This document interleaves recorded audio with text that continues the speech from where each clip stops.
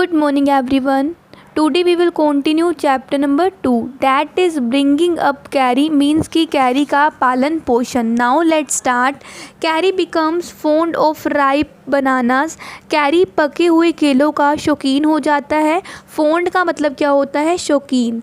He believes in self help. वो जो है अपनी खुद की हेल्प करने में बिलीव करता है.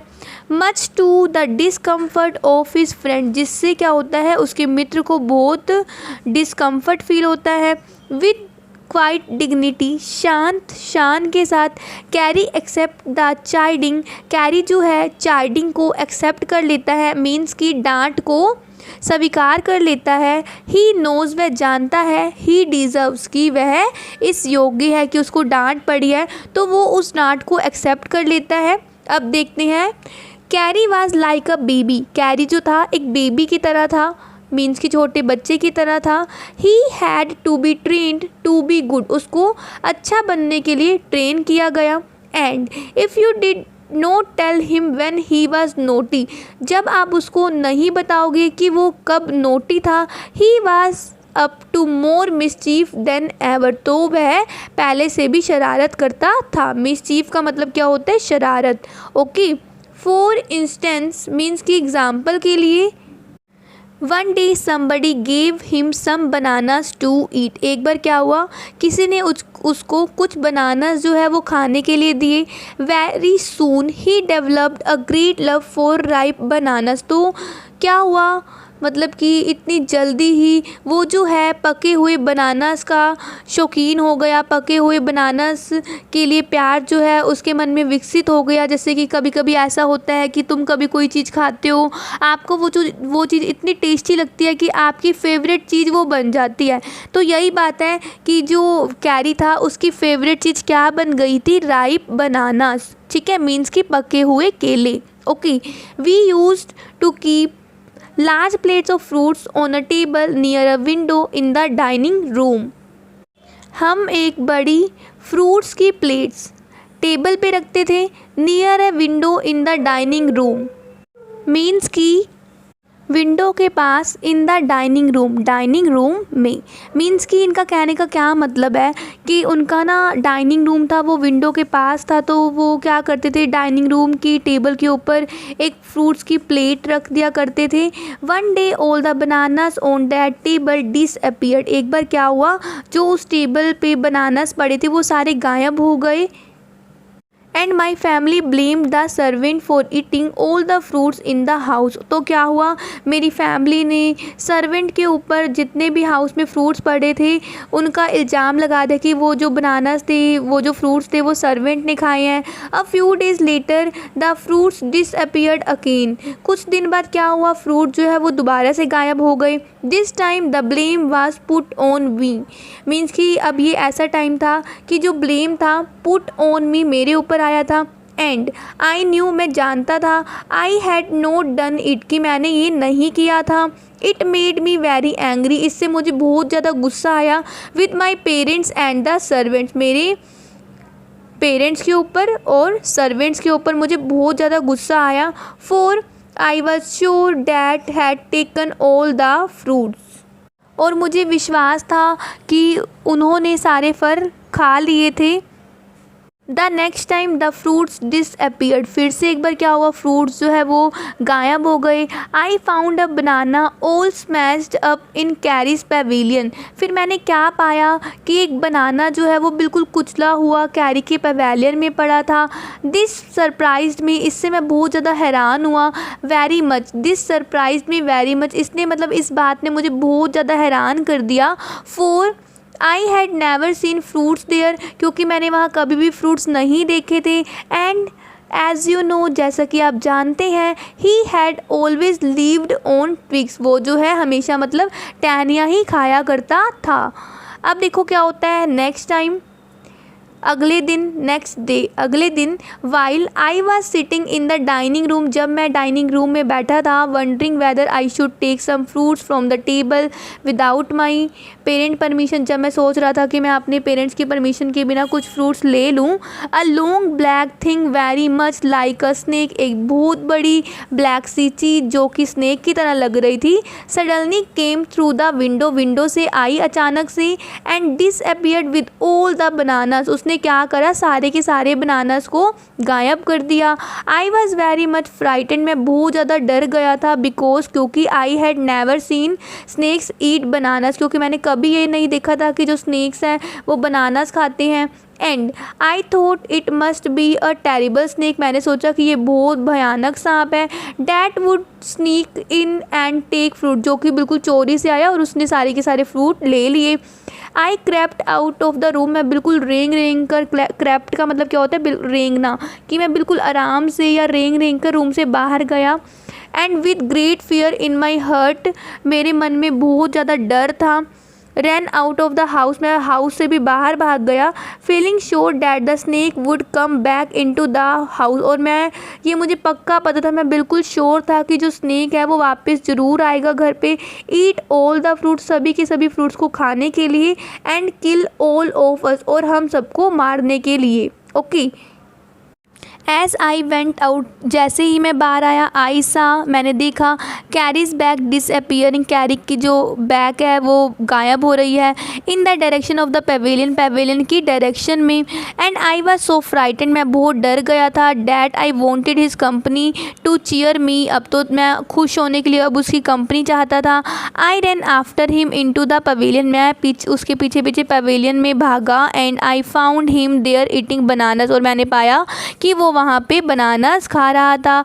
आई स्टूड स्टील इन एस्टोनिशमेंट, मैं बिल्कुल आश्चर्य से वहाँ पे खड़ा रहा। The bananas were lying strewn around him, जो बनानास थे वो चारों ओर बिखरे हुए थे।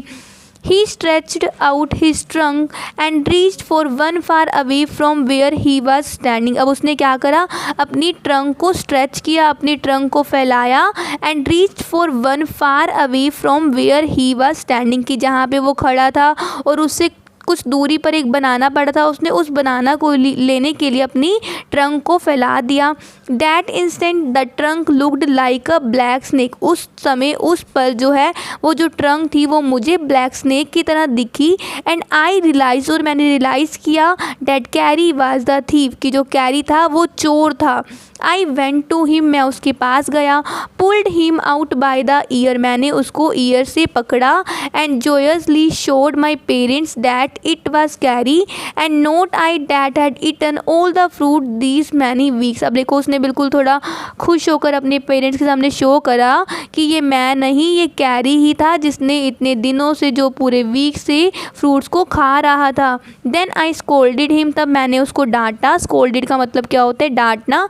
For elephants understand words as well as children, जैसे बच्चे जो होते छोटे से उनको कुछ समझाया जाता है वे समझ जाते हैं, ये भी ऐसे ही करता था जैसे बच्चों को समझाते थे, वैसे ही मैंने इसको समझाया। And I said to him, मैंने उसको बोला, next time I see you stealing fruit, जब अगर मैंने तुमको चोरी करते हुए देखा फ्रूट्स को, यू विल बी विप्ड, तो तुम्हें कोड़ से मारा जाएगा। He knew that we were all angry with him, वो जानता था कि हम सब उससे नाराज़ थे।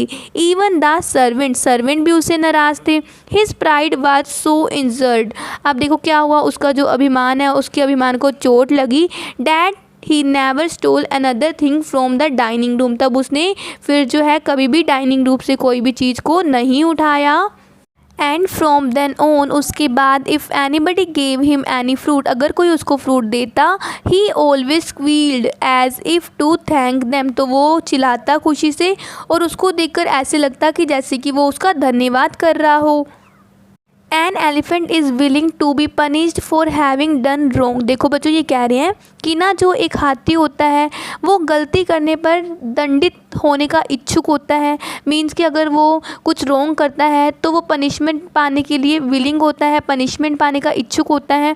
But if you punish him without any reason, अगर तुम उसको पनिश करोगे विदाउट एनी रीज़न, बिना किसी कारण के, ही विल रिमेंबर इट, वो इस चीज़ को याद रखता है, एंड पे you back in your own coin, वो जो है और तुम्हें तुम्हारे ही वर्ड्स में क्या करता है, फिर जवाब देता है, इस बात का बदला लेता है। Okay, Kari is a fast learner, Kari जो है एक तेज शिक्षार्थी है, फास्ट लर्नर है।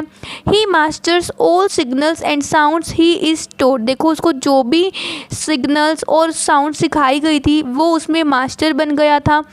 There is one lesson thought than elephant takes 5 years to learn, अब वो कह रहे हैं कि एक लेसन ऐसा होता है जिसको जो है एलिफेंट जो है सीखने में 5 years लगा देते हैं। Kari is no exception, Kari कोई अपवाद नहीं है, उसने भी दूसरे एलिफेंट्स की तरह क्या करा था, उस लेसन को सीखने में 5 years लगाए थे। Okay, now An elephant must be taught when to sit down, when to walk, when to go fast and when to go slow। देखो बच्चों, ये कह रहे हैं कि हाथी को कब बैठना है, when to walk कब चलना है, when to go fast कब तेज़ी से जाना है, and when to go slow कब आराम से चलना है, आदि की शिक्षा दिए जाने की ज़रूरत होती है। You teach him these things as you teach a child, जैसे तुम अपने बच्चे को पढ़ाते हो वैसे ही इन्हें भी पढ़ाने की ज़रूरत होती है।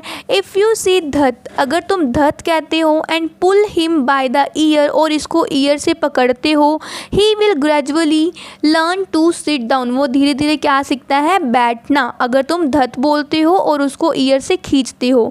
Similarly if you see mali, और उसी तरह अगर आप माली बोलते हो and pull his trunk forward, और उसकी ट्रंक को आगे की तरफ खींचते हो, he will gradually learn that it is the signal to walk, तो वो सीखते हैं धीरे धीरे कि ये जो है वॉक करने का सिग्नल है। ठीक है, नाउ कैरी लर्नड माली आफ्टर 3 lessons, देखो जो कैरी है उसने माली जो है वो सीखा 3 lessons में ही उसने सीख लिया था। But it took him 3 weeks, अब उसने 3 हफ्ते लगाए थे टू लर्न धत चीज़ को सीखने के लिए, मीन्स कि बैठने को सीखने के लिए कि कैसे बैठना है, तो उसने इस चीज़ में 3 हफ्ते लगाए थे, 3 weeks लगाए थे। और माली की कैसे चलना है इस चीज़ को सीखने में उसने सिर्फ 3 lessons लगाए थे, मतलब इनको 3 lessons में ही उसने चलना सीख लिया था।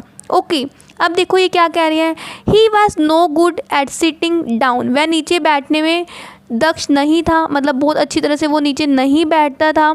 एंड डू यू नो, क्या आपको पता है, क्या आप जानते हैं, why an elephant should be taught to sit down, कि एलिफेंट को बैठने के लिए क्यों सिखाना चाहिए, बिकॉज क्योंकि he grows taller and taller than you who take care of him, so that when he is 2 or 3 years old you can only reach his back with a ladder। अब वो कह रहे हैं कि ना because he grows taller and टोलर, क्योंकि वो जो है बड़ा टोल हुआ जाता है, होता रहता है।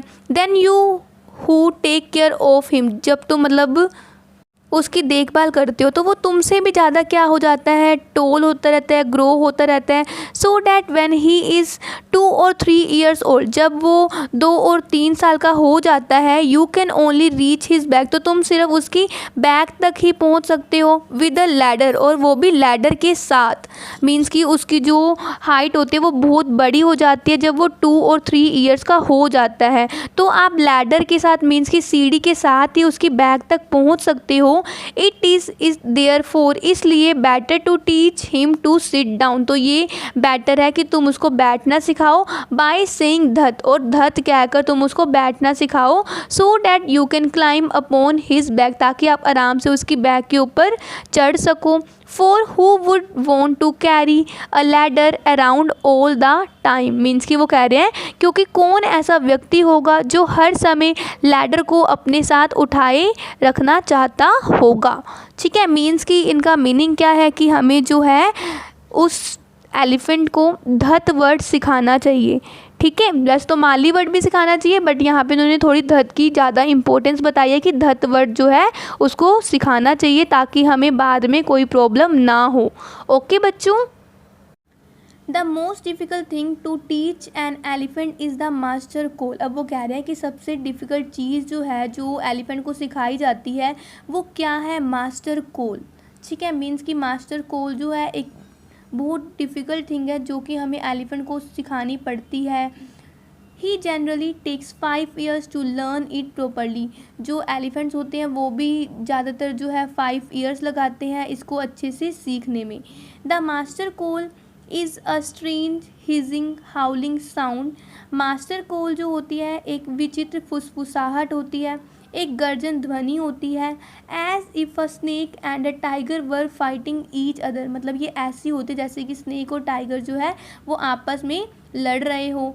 And you have to make that kind of noise in his ear. और आपको क्या करना है, उसी तरह का शोर जो है आपको एलिफेंट के ईयर में करना है। And do you know what you expect an elephant to do when you give him the master call. और क्या तुम जानते हो कि एलिफेंट से तुम क्या करने की आशा करोगे जब तुम उसे मास्टर कोल देते हो। If you are lost in the jungle. अगर आप कहीं जंगल में गुम हो जाते हो and there is no way out. और तुम्हें बाहर निकलने का कोई भी रास्ता नहीं मिलता। And everything is black. Her cheese black दिखाई देती है एक्सेप्ट द स्टार्स अबव।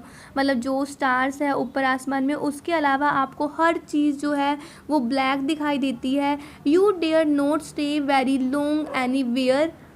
तो आप कहीं भी बहुत लंबे समय तक रुके रहने का साहस नहीं कर सकते। The only thing to do then is to give the master call. आपको यही करना है, आपको एक मास्टर कोल देनी है एलिफेंट को। And at once the elephant pulls down the tree in front of him with his trunk. तो एलिफेंट क्या करेगा, आप उसको अगर मास्टर कोल दोगे मतलब बहुत तेज़ तेज़ आवाज़ें मारोगे तो एलिफेंट क्या करेगा, अपने सामने वाले ट्रीज़ को अपनी ट्रंक से क्या कर देगा, उखाड़ देगा। This frighten all the animals away. जिससे क्या होगा, सारे एनिमल्स जो है दूर हो जाएंगे। As the tree comes crashing down monkey wake from their sleep. अब देखो जैसे ट्रीज जो है वो नीचे गिर जाएंगे टूट के। Monkey wake from their sleep. Monkey जो है अपनी स्लीप से जाग जाएंगी, उसकी नींद खुल जाएगी। And run from branch to branch. वो जो है अलग अलग शाखा में भागने लगेंगे। You can see them in the moonlight. तुम उसे चंद्रमा की रोशनी में भी देख सकते हो। And you can almost see the stakes running in all direction below. तुम जो है हिरन को भी हर डायरेक्शन में नीचे भागते हुए देख सकते हो। You can hear the growl of the tiger in the distance. तुम जो हो टाइगर की आवाज़ों को, टाइगर की गर्जना को भी कुछ डिस्टेंस में सुन सकते हो। Even he is frighten. वो भी बहुत ज़्यादा डरा हुआ होगा। Then the elephant pull down the next tree and the next and the next. तब ट्री जो एलिफेंट है वो क्या करेगा, पहले अगले ट्री को उतारेगा, फिर उससे अगले ट्री को उतार देगा, फिर उससे अगले ट्री को उखाड़ देगा। ऐसा करते करते वो सारे ट्रीज़ को उखाड़ देगा। Soon you will find that he has made a road right through the jungle straight to your house. अब वो क्या करेगा, श्री की तुम देखोगे कि उसने जंगल के बीच में तुम्हारे घर तक की सीधी सड़क बना दी है। मीन्स कि वो कह रहे हैं कि मास्टर को सिखाने का एलिफेंट का क्या मतलब है कि जब तुम संकट में होगे, जब तुम फॉरेस्ट में गुम हो जाओगे तो उसको कुछ भी करना पड़े, चाहे सारे फॉरेस्ट के पेड़ों को तोड़ना पड़े, वो जो है तुम्हारी हेल्प करेगा और तुम्हें तुम्हारे घर तक पहुंचा देगा। ठीक है बच्चों, यही हमारी एलिफेंट से रिलेटेड स्टोरी थी। पार्ट 1 में उसने क्या करा, एक बच्चे की जान बचाई। पार्ट 2 में उसने क्या करा, उसने अपना नोटीपन दिखाया, शरारतीपन दिखाया, कैसे उसने शरारत के साथ सारे के सारे बनानास को खा लिए थे, है ना। और उसने फिर सीखा भी कि मुझे आगे से ऐसी गलती नहीं करनी है। और थर्ड में हमने क्या सीखा कि हमें जो है एलिफेंट को धत वर्ड सिखाना चाहिए, माली वर्ड सिखाना चाहिए और जो है मास्टर कोल भी सिखानी चाहिए। वो जो मास्टर कोल है वो लास्ट में हमारी ही मदद करेगी। ओके बच्चों, thank you and have a nice day.